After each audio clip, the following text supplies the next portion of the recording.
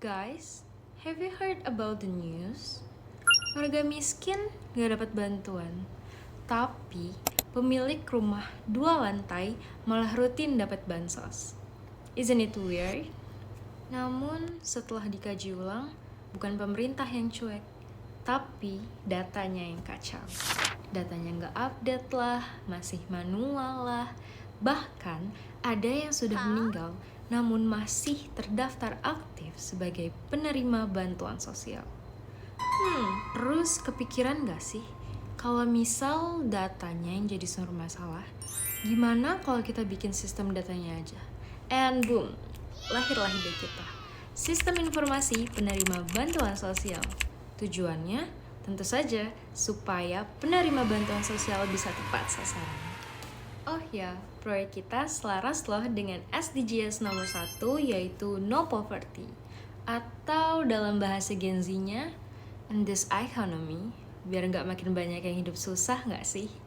So, my friend Sasa, Gina, and Musyafa will explain about the database. So, without any further ado, let's get started!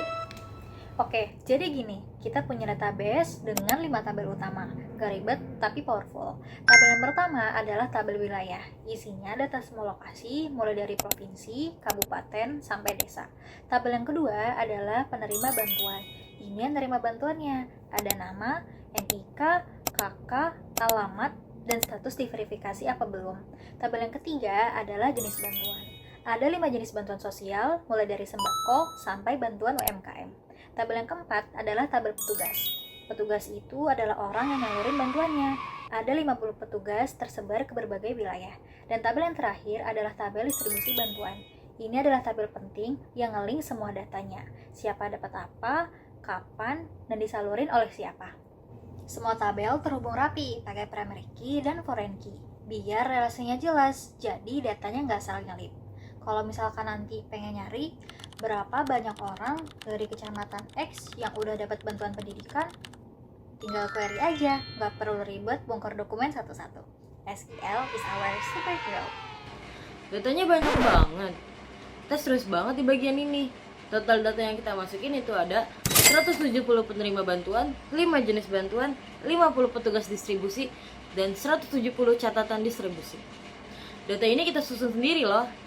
Dicek satu-satu dan dikaitkan antara tabel. Capek, yes, tapi worth it.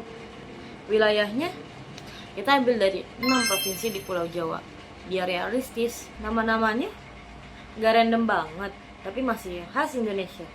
Status verifikasinya campur, ada yang udah oke, ada yang masih belum. Biar kelihatan mana yang udah dan mana yang masih perlu divalidasi. Semua data ini masuk ke database SQL and suddenly everything connect.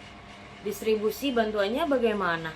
Bisa dilihat jelas siapa dapat apa, dari siapa, dan kapan. Aku ngerjain ini ngerasa powerful banget sih pas sudah bisa joinin table semuanya. Terus ngapain lagi? Nah, data udah masuk semua nih. Tinggal kita mainin aja. Kita bisa bikin query-query buat analisis, kayak nampilin rekapan distribusi bantuan berdasarkan wilayah, menampilkan desa dengan jumlah penerima terverifikasi terbanyak, siapa petugas paling aktif, berapa persen penerima yang belum diverifikasi, dan juga hasilnya tuh beneran kelihatan loh pola dan anomalinya. This is the real power of SQL. Bukan cuma nyimpen data, tapi kita juga bisa nyari makna di balik data tersebut.